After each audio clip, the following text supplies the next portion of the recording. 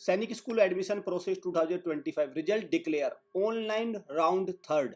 तो तीसरा राउंड था उसका भी रिजल्ट आज आ गया है। और अब क्या करना है, 27 जुलाई तक आपको डिसीजन लेना है कि एक्सेप्ट करना है, होल्ड एंड कंटिन्यू करना है, या आपको रिकंसीडर करना है। और यहाँ पे मैं बार बार कह रहा हूँ, दुर्भाग्य की बात यह है लाखों बच्चों को कुछ भी करने को नहीं मिल रहा है। वो इंतजार कर रहे हैं, बार बार हमारे पास भी फोन आता है कि सर हमारे इसमें क्यों कोई बटन नहीं आ रहा है, हम कुछ क्यों नहीं कर पा रहे हैं। फिर मेरा उनसे जवाब, बड़ी विनम्रता से मैं उनसे पूछता हूँ कि क्या आपने बच्चे को पूरी साल कुछ कराया था? तो उनकी तरफ से भी जवाब आता है, नहीं सर, हमने बच्चे को वैसे ही पेपर दिलवा दिया था बिना तैयारी के। तो भाई जब आपने बच्चे को बिना तैयारी के पेपर दिला दिया था तो सवाल में ही आपका जवाब छिपा है कि जब आपने कुछ कराया ही नहीं था तो आपको कोई भी बटन कैसे मिल सकता है। ठीक है, और मिलेगा भी बटन, एक बटन मिलेगा प्राइवेट सैनिक स्कूल का, सबको वो बटन मिलेगा, लेकिन वो बाद में मिलेगा। और मैं बार बार कहता आया हूँ कि वहाँ पे जो आपने चीज़ें देखी वो पूरी नहीं हो पाती। तो देखिए ये पूरा मेन्यू है भाई, यहाँ पे इसमें कैंडिडेट ये रहा।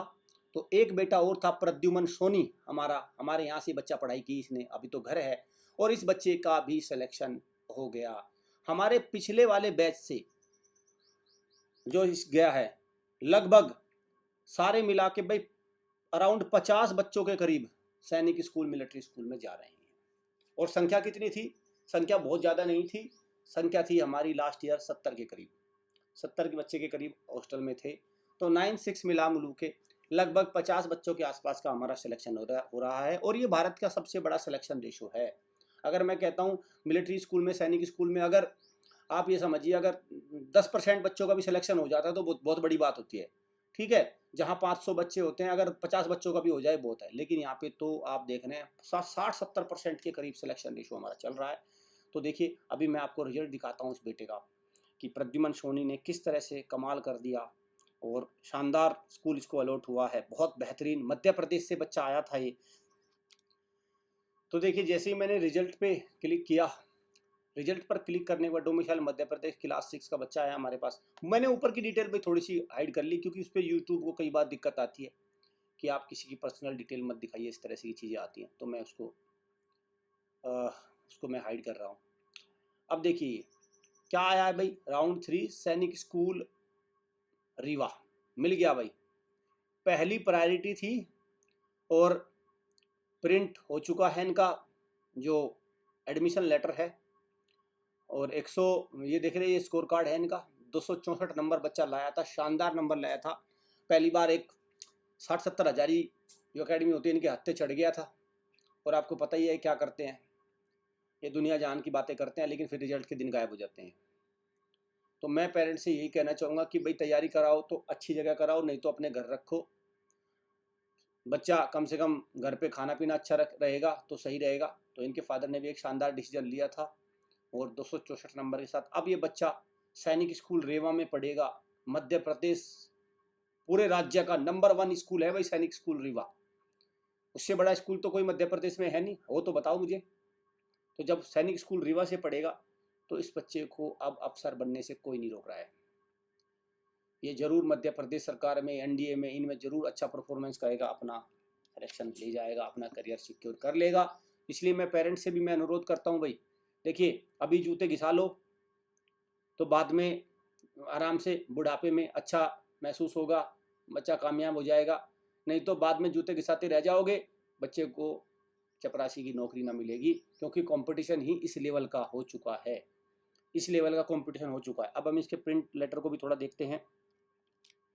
तो देखिए जब हमने इसको प्रिंट किया तो दंदनाता ज्वाइनिंग लेटर आया है भाई, सैनिक school Rewa, school allotment details है। ठीक है, ये सारी चीज़ें एनटीए ने दे रखी है। आपको रिपोर्ट करना है मेडिकल के लिए, मेडिकल कहाँ रिपोर्ट करना है उसमें भी कोई दिक्कत वाली बात नहीं है, उसमें लिखा हुआ है वहीं पे ही कि कौन सा मेडिकल है। सारी चीज़ें माता पिता के लिए और के लिए एक दिशा निर्देश भी जारी कर दिए। अब बच्चा 7 साल एक कंट्रोल इन्वायरमेंट में पढ़ाई करेगा, एक ऐसे इन्वायरमेंट में पढ़ाई करेगा, माँ बाप को टेंशन लेने की जरूरत नहीं है। इनके जो फादर है अरविंद जी, अब उनको सोचने की जरूरत नहीं है, एक बच्चा अपना सुरक्षित हाथों में पहुंच गया। अब इनको देखिए, इनके फादर को अब चिंता की जरूरत क्यों नहीं है, समझिए बात को। माँ बाप को चिंता कब होती है? जब बच्चा चपरासी की नौकरी के लिए तरस जाए। सबसे बड़ी बात तो मैं बता रहा हूँ क्यों? क्योंकि देखिए, जब वो अपने लिए कुछ कमाई नहीं पाएगा तो फिर वो किसकी कमाई में से लेगा? वो माँ बाप के पैसे लेगा और तो कुछ नहीं। तो उनकी चिंता का कारण इसीलिए तो होता है कि भाई बच्चा अपना पैरों पे खड़ा हो जाए और अपने लिए कुछ कमाए, ताकि जो हमारे रिसोर्सेज है उनको कंज्यूम ना करे, नहीं तो हम क्या लेंगे? अब देखिए, इनके पेरेंट्स की समस्या खत्म हो गई। इस बच्चे ने वो पेपर तो अभी निकाल लिया भाई, एक एलडीसी का पेपर तो इसका अभी क्लियर हो गया, तो मध्य प्रदेश सरकार में मैं ज्यादा नहीं कहता, पटवारी की नौकरी तो इसकी तो पक्की है, इतना तो मानोगे आप? वो बात तो पक्की हो गई। तो कुल मिला के अब इनके पेरेंट्स बिल्कुल टेंशन रहित हो गए हैं। अब टेंशन किन को होनी चाहिए भाई? उन अभिभावक को टेंशन लेनी चाहिए जिनके 150 नंबर नहीं आए इस पेपर में। 160, 170, 100, 200 से नीचे वालों को टेंशन लेनी चाहिए, क्योंकि चिंता मत करिए, 5-7 साल की बात होती है, फिर से वहीं उसी पे खड़े हो जाओगे सुनने पर कि करना क्या है, बच्चे को कोई करा दो। और आजकल तो होता भी है, फिर कहते हैं 20-20 लाख रुपए ले लो, हमारे बच्चे को कोई करा दो। 20-20 लाख रुपए भी देने को तैयार होते हैं। और कहीं फिर विदेशों में जब जाते हैं नौकरी पाने के लिए, यही तो होता है। आप विदेशों में देख लो, विदेशों में जाते हैं नौकरी पाने के लिए कि हमारे बच्चे को विदेश में नौकरी लग जाए।